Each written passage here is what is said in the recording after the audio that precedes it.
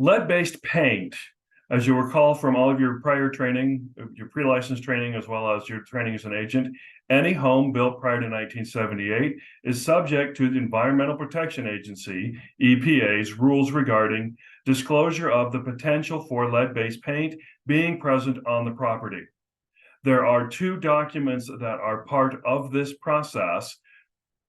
The first document that we'll review is the pamphlet that is required that buyers be provided prior to placing an offer on a home built before 1978, and that has the second document we're going to be looking at, lead-based paint disclosure, already completed. This document, Protect Your Family from Lead in Your Home, must be provided to the buyers prior to obligating themselves to purchase the property. This document, like many other documents, is available through utahrealestate.com on their forms section, the URE legacy forms. And on the right-hand tab, you'll be able to select the EPA lead-based disclosure information, and then this will take you to the tab that has this available in multiple languages. So let's take a look at that process. We're going to stop this share for a moment.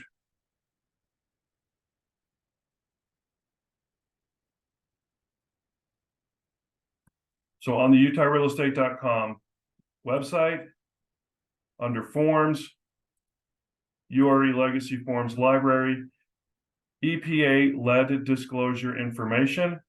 You'll notice we'll take you to a separate site where you can download the PDF in English, Spanish, and multiple other translations.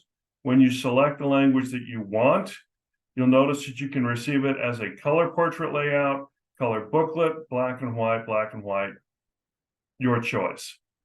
It's most commonly used in the color layout, and you can provide it either printed copy or as a PDF copy to your clients in an email. Print is best. You can hand it to them. It becomes obvious that it's been communicated to them. Email also is well used because they can reply to the email that they have received the document.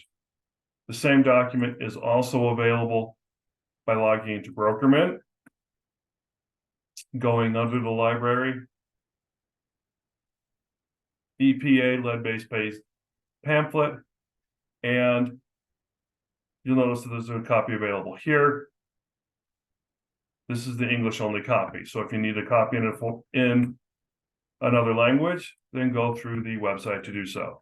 This document then is just provided to the client, and it's their responsibility to review it. The most commonly asked questions about lead-based paint is where is it most commonly located. Lead-based paint was used in areas like Utah with a very dry, hot summer environment and then a cold, wet winter environment in order to allow the paint to expand and contract with the changes in temperature. So it was most frequently used around window frames and door frames in areas that the paint would need to stretch. Most commonly used on the exterior of the home as well, although some paints on the interior of the home may have included lead-based paint. When an offer is being placed on a property where lead-based paint may be present, the seller is responsible for providing the lead-based paint disclosure to the buyer.